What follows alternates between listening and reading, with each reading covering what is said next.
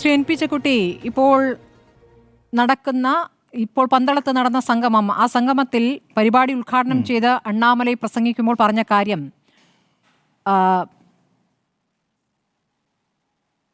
ദൈവമില്ലെന്ന് പറഞ്ഞവർ ഭഗവത്ഗീതയെക്കുറിച്ച് ക്ലാസ് എടുക്കുന്നു. ദൈവമില്ലെന്ന് പറഞ്ഞവർ ഭഗവത്ഗീതയെക്കുറിച്ച് ക്ലാസ് എടുക്കുന്നു. ഗണപതി മിത്തെന്ന് പറഞ്ഞവർ ക്ലാസ് എടുക്കുകയാണ്. 2018 കണ്ട കാഴ്ച ഇപ്പോൾ പന്തളത്ത് കാണുന്നു. അതായത് 2018 ഒരു അവസ്ഥയിലേക്ക് കൊണ്ടുവരികയാണ്, ആ രൂപത്തിൽ പ്രസംഗിക്കുകയാണ്. അതിനും രൂക്ഷമായ പല കാര്യങ്ങളും അതിന് താഴേക്ക് പറയുന്നുണ്ട്.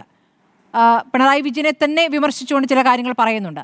ഇപ്പോൾ നമ്മൾക്ക് ചർച്ചയിൽ പങ്കെടുക്കുന്ന BJP പ്രതിനിധി പല കാര്യങ്ങളും അത് ഏറ്റെടുക്കാൻ പോലും തയ്യാറാകുന്നില്ല. അവിടെ നടന്ന പ്രസംഗങ്ങളിലെല്ലാം ഏറ്റെടുക്കാൻ പോലും തയ്യാറാകുന്നില്ല. അത്തരം പ്രസംഗങ്ങളാണ് അവിടെ നടക്കുന്നത്. ആത്യന്തികമായി അതിന് ഉത്തരവാദി ആരാണെന്ന് ചോദ്യമില്ലേ?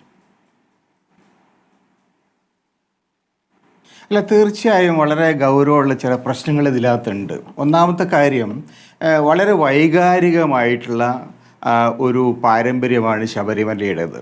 കാരണം ശബരിമല എന്ന് പറയുന്നത് കേരളത്തിലെ ഒരു വലിയ ശതമാനവും സാധാരണക്കാരായ മനുഷ്യരുടെ ഹൃദയവുമായിട്ട്, പാരമ്പര്യവുമായിട്ട്, കുടുംബ ബന്ധങ്ങളുമായിട്ട് ബന്ധപ്പെട്ടതാണ്. ഞാനൊരു വിശ്വാസിയോ ഭക്തനോ ഒന്നും ആയിട്ടുള്ള ആളല്ല. പക്ഷേ എൻ്റെ കുടുംബത്തിൽ 3-4 തലമുറയായിട്ട് മിക്കവാറും എല്ലാവരും ശബരിമലയ്ക്ക് പോണ കൂട്ടരാണ്. എൻ്റെ മക്കളും പോയിട്ടുണ്ട്. അതൊരു പാരമ്പര്യത്തിൻ്റെ ഭാഗമാണ്. അപ്പോൾ എനിക്ക് വിശ്വാസം ഉണ്ടോ ഇല്ല, പക്ഷേ മക്കൾ പോകണേ ഞാൻ തടയാറേ ഇല്ല. എന്തുകൊണ്ട്? അതൊരു വളരെ ദീർഘകാലത്തെ പാരമ്പര്യത്തിൻ്റെ ഭാഗമാണ്. അവിടെയുള്ള ഒരു സ്ഥലത്ത് ഇത്തരത്തിൽ കക്ഷി രാഷ്ട്രീയപരമായിട്ടുള്ള ആവശ്യങ്ങൾക്ക് വേണ്ടി ഇതിനെ ഉപയോഗിക്കാൻ ശ്രമിക്കുമ്പോൾ അത് കൗണ്ടർ പ്രൊഡക്റ്റീവ് ആവും. അപ്പം അതുകൊണ്ടാണ് ഏതൊരു സ്വാമി അവിടെ വന്ന് പ്രസംഗിച്ചു എന്ന് പറഞ്ഞു, ആ ഒരു സ്വാമിയെക്കുറിച്ച് എന്തോ പറഞ്ഞു എന്ന് പറഞ്ഞു. അത്തരത്തിലുള്ള പ്രസംഗങ്ങൾ കേരളത്തിൽ നിങ്ങൾ അധികകാലം പ്രസംഗിച്ചു കഴിഞ്ഞാൽ ആ സ്വാമി നോർത്ത് ഇന്ത്യയിലേക്ക് പോകാനിടയില്ല, ഇവിടെ വല്ല ആശുപത്രിയിലും കിടക്കേണ്ടതായിട്ട് വരും. ആ ഒരു സാഹചര്യം നമ്മൾ മനസ്സിലാക്കണം. കാരണം ഇതൊരു ഇമോഷണൽ ആയിട്ടുള്ള അറ്റാച്ച്മെൻറ്റിൻ്റെ പ്രശ്നമാണ്.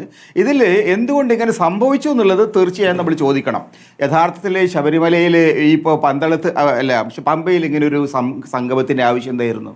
സർക്കാർ ഇനി ഒരു 5-6 മാസം മാത്രമാണ് അവർക്ക് അധികാരത്തിൽ ബാക്കിയുള്ളത്. ശബരിമല എന്ന് പറയുന്നത് എത്രയോ നൂറ്റാണ്ടുകളായിട്ടുള്ള ഒരു അമ്പലമാണ്. എത്രയോ കാലങ്ങളായി അവിടെ പോകുന്നുണ്ട്. സർക്കാരിൻ്റെ പ്രവർത്തനങ്ങൾ തന്നെ, ദേവസ്വം ബോർഡിൻ്റെ പ്രവർത്തനങ്ങൾ അവിടെ നടക്കുന്നുണ്ട്. ശബരിമലയുടെ വികസനവുമായിട്ട് കേരളത്തിൽ ദീർഘകാലത്തെ ചർച്ചകൾ നടക്കുന്നുണ്ട്. ഇപ്പോൾ ഈ 11-ാം മണിക്കൂറിൽ ഇറങ്ങിപ്പോകാൻ പോകുന്ന ഒരു സർക്കാർ ഒരു ആഗോള സംഗമം നടത്തിയിട്ട് ശബരിമല വികസിപ്പിക്കുന്നതിനെ കുറിച്ച് ചർച്ച ചെയ്യുമ്പോൾ അതിൻ്റെ ഉദ്ദേശശുദ്ധി തന്നെ സംശയാസ്പദമാണ്. രണ്ടാമത്, ഒരാൾ SNDP യോഗത്തിന് ജനറൽ സെക്രട്ടറി പറഞ്ഞു അദ്ദേഹം മുഖ്യമന്ത്രി ഭക്തനാണെന്ന്. മുഖ്യമന്ത്രിയെ ഭക്തനായിട്ട് ചിത്രീകരിക്കേണ്ട ആവശ്യം എന്തുകൊണ്ടാണ്? ശബരിമലയിലെ ഭക്തരായിട്ടുള്ള വോട്ടർമാരുടെ വോട്ട് പിടിക്കാനുള്ള ഒരു ദുരുദ്ദേശം അതിനുണ്ട്. അത്തരത്തിലുള്ള ദുരുദ്ദേശത്തിൻ്റെ അടിസ്ഥാനത്തിൽ വളരെ കൃത്യമായിട്ടുള്ള രാഷ്ട്രീയ ലാക്കുകളോടുകൂടി ഒരു സംഗമം സംഘടിപ്പിച്ചു. അതിന് ആരുടെ പൈസ ചിലവാക്കിയത്? അതൊന്നും നമ്മൾ ചോദിക്കണ്ടേ? ആരാണ് ഈ പണം ചിലവാക്കിയത്? CPM പോളിറ്റ് ബ്യൂറോ എടുത്ത് കൊടുത്ത പണമാണോ? ആ പണം എന്ന് പറയുന്നത് കേരളത്തിലെ ഭക്തജനങ്ങൾ കൊടുത്ത പണമാണ് ഒന്നുകിൽ, അല്ലെങ്കിൽ കേരള സർക്കാരിൻ്റെ ഖജനാവിന്ന് പോകുന്ന പണമാണത്. അപ്പോൾ ആ തരത്തിൽ ഏതെങ്കിലും ഒരു പാർട്ടിയുടെ കക്ഷി രാഷ്ട്രീയപരമായ താല്പര്യങ്ങൾക്ക് വേണ്ടിയിട്ട് സർക്കാരിനെയും ദേവസ്വം ബോർഡിനെയും മുൻനിർത്തി നടത്തിയ ഈ അജണ്ട തീർച്ചയായും ഗൗരവമുള്ള പ്രത്യാഘാതം ഉണ്ടാകും. അതുകൊണ്ടാണ് തിരിച്ച് ഇങ്ങനെയൊരു BJPക്ക് ഒരു സ്പേസ് കിട്ടിയത്, സംഘപരിവാറിന് ഒരു സ്പേസ് കിട്ടിയത്.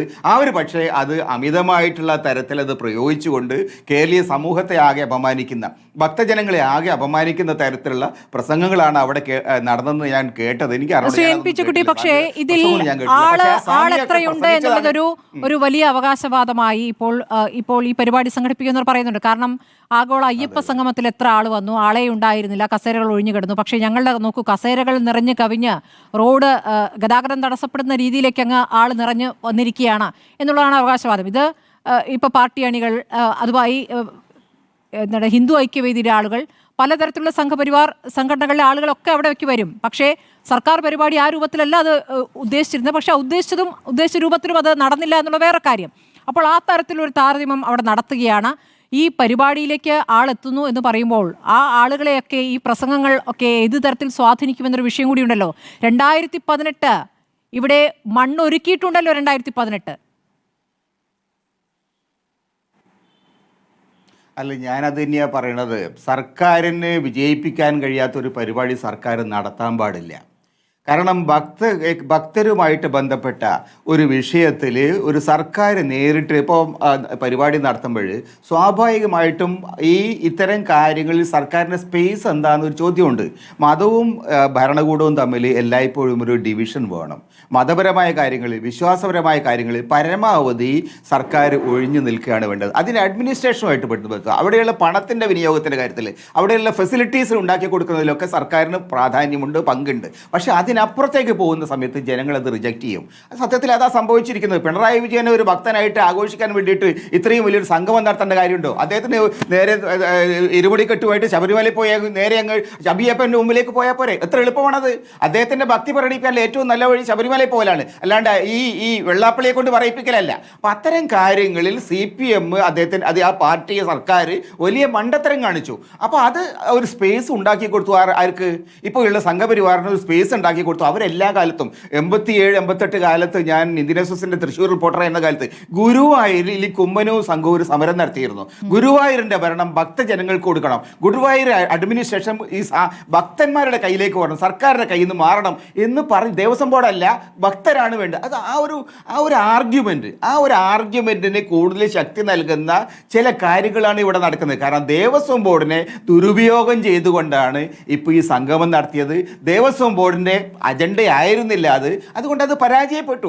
ആ പരാജയത്തിൻ്റെ ഉത്തരവാദി ഇത്തരം വിശ്വാസ കാര്യങ്ങളെ രാഷ്ട്രീയമായിട്ട് ഉപയോഗിക്കാനുള്ള നീക്കമായിരുന്നു. അത് പരാജയപ്പെട്ടുക എന്ന് മാത്രമല്ല, സംഘപരിവാരത്തിൻ്റെ ആർഗ്യുമെൻറ്റ്, അതായത് ഭക്തജനങ്ങളാണ്, വിശ്വാസികളാണ് ഈ ക്ഷേത്രങ്ങൾ ഭരിക്കേണ്ടത് എന്ന അവരുടെ ആർഗ്യുമെൻറ്റിന് കൂടുതൽ ശക്തി പകരുന്ന ദീർഘകാലാടിസ്ഥാനത്തിൽ വളരെ ആപൽക്കരമായിട്ടുള്ള ഒരു നീക്കം കൂടിയാണ് നമ്മൾ മനസ്സിലാക്കേണ്ടത്. 70-75 വർഷം മുമ്പ് ഈ കേരളം ഒരു സംസ്ഥാനമായി വന്ന കാലത്ത്, ആ കാലത്താണ് ഈ ദേവസ്വം ബോർഡുകൾ സർക്കാരിൻ്റെ കീഴിൽ വരുന്നത്. അതിനു മുമ്പ് രാജാക്കന്മാരുടെ കീഴിലായിരുന്നു ഈ മിക്കവാറും എല്ലാ ക്ഷേത്രങ്ങളും. അത് കഴിഞ്ഞിട്ട് ഇപ്പോൾ ഏതാണ്ട് ഒരു 3-4 തലമുറകൾ കഴിഞ്ഞു പോയി. അന്നുണ്ടായിരുന്ന ആർഗ്യുമെൻറ്റ്, അന്നുണ്ടായിരുന്ന ജസ്റ്റിഫിക്കേഷൻ ഇന്നില്ല. സർക്കാരുകൾക്ക് ക്ഷേത്രങ്ങളെ ഭരിക്കാനും മറ്റ് പള്ളികളെ ഭരിക്കാനും ഒന്നുള്ള അവകാശങ്ങളില്ല എന്ന ഒരു പുതിയ ഒരു സാമൂഹികമായിട്ടുള്ള ചിന്ത വരുന്ന സമയത്ത് അത്തരം പ്രവർത്തനങ്ങൾ നടത്തിക്കൊണ്ട് ആപത്തിൽ ചെന്ന് ചാടുന്ന ഒരു കാര്യമാണ് പിണറായിയും സർക്കാരും ചെയ്തത്. ഇത് കൗണ്ടർ പ്രൊഡക്റ്റീവ് ആവും. അത് കേരളത്തിൽ വലിയ ദോഷം ചെയ്യാനിടയുണ്ട് എന്നാണ് എനിക്ക് തോന്നുന്നത്.